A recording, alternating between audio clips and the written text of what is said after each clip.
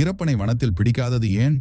அதிகாரிகள் சொன்னது எங்களுடைய வேலையை நம்பிக்கை துரோகம் செய்வதுதான். கொஞ்சம் நியாயமான நம்பிக்கை துரோகம் செய்தோம், அவ்வளவுதான். அந்த நேரத்தில் கண் தெரியாமல் வீரப்பன் குச்சி வைத்து நடக்கிற மாதிரி ஒரு புகைப்படம் வெளியே வந்தால் என்ன நடக்கும்? அதுவே எங்கள் ஆதாயம். 52 வயதில் இறந்த ஒருவருடைய உடலை மறுகூராய்வு செய்யும் பொழுது மறுகூராய்வு செய்தவர் சொல்கிறார், 25 வயது வாலிபன் உடல் கட்டமைப்புகள் அனைத்தும் சரியாக இருக்கிறது. வீரப்பனுக்கு மேலும் கண்ணில் மட்டும் புரை இருப்பதுதான் குறை என்று சொன்னார். முதல்வர் பாராட்டினார். எதிர்க்கட்சி தலைவர், நான் தான் உங்கள் பெயரை சொன்னேன், நான் உங்களை அழைக்கலாம் என்றிருந்தேன், நீங்கள் இந்த வேலை செய்து முடித்தது எனக்கு சந்தோஷம் என்று பாராட்டினார். வனத்துறை அதிகாரிகளால் மிகவும் துன்புறுத்தப்பட்டவர். ஒரே மனைவி, 2 மகள்கள், சுய ஒழுக்கம் உள்ள ஆக சிறந்த மனிதன் சந்தன மரத்தை கடத்தினான்.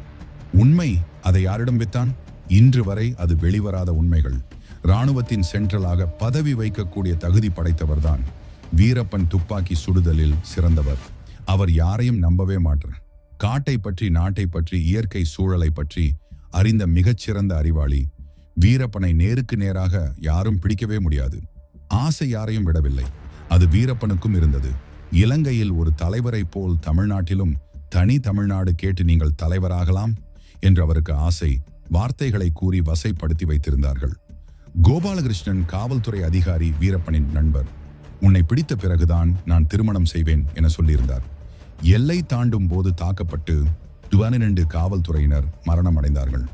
கோபாலகிருஷ்ணன் கடைசி வரை திருமணம் செய்யவில்லை. வீரப்பனை பிடிக்கவும் முடியவில்லை. தனிநாடு அமைப்போம், அதற்கு நீங்கள் தலைவராக வேண்டும் என்ற ஆசை. வார்த்தைகள் கூற திசைகள் மாறுகிறது, எண்ணங்கள் மாறுகிறது. இந்த ஆசையே சரியாக பயன்படுத்தினார்கள். அதிரடிப்படையினர் 52வது வயதில் அவருக்கு கண்ணில் புரை ஏற்பட்டது. மன்னாதி மன்னனாக இருந்தாலும் தனக்கு வரும் நோய்க்கு தான் மண்டியிட வேண்டும். கண்களில் ஏற்படுகிற புரை நீக்குவதற்காக உடனடியாக ஆபரேஷன் செய்ய வேண்டும் என்று சொல்ல யாரையும் நம்பாத வீரப்பான் நம்பி வாகனத்தில் ஏறினார். உடன் இருப்பவர்கள் கூட மறுக்கிறார்கள். ஏதோ சரியாக படவில்லை.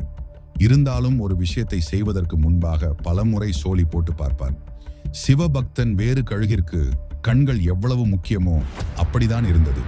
வீரப்பனுக்கு அந்த சமயம் கூட பிரபாகரனை நேரில் பார்க்க வேண்டும் என்கிற எண்ணம் அவர்களுக்குள் இருந்தது. அதை சாதகமாக்கினார்கள்.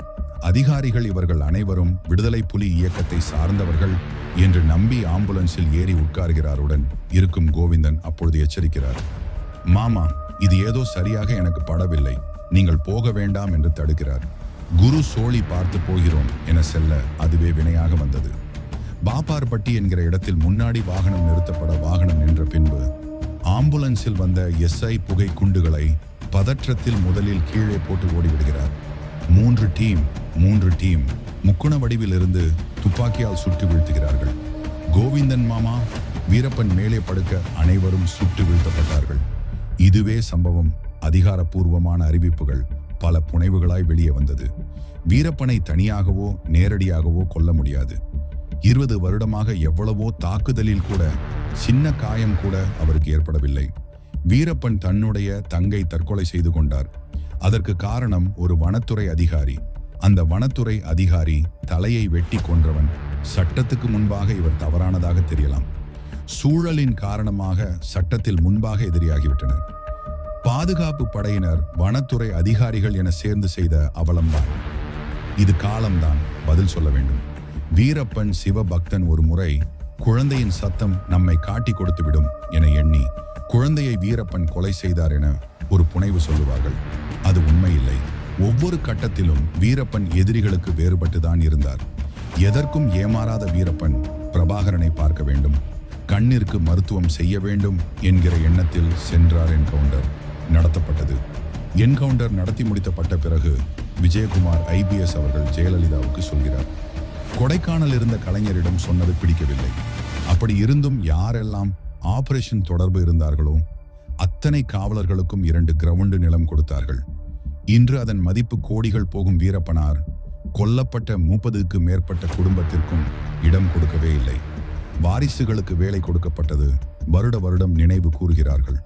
வீரப்பனார் வாழ்ந்தவர்கள் பல பேர் கோடீஸ்வரன் ஆனார்கள், அதிகாரிகள் உட்பட. அதனால் வீரப்பன் குடும்பம் என்றும் சிரமப்பட்டு கொண்டுதான் இருக்கிறார்கள். வீரன் வாழ்ந்தான், வீழ்ந்தான், ஆனால் வரலாறு எப்போதும் நினைவு கூறும்.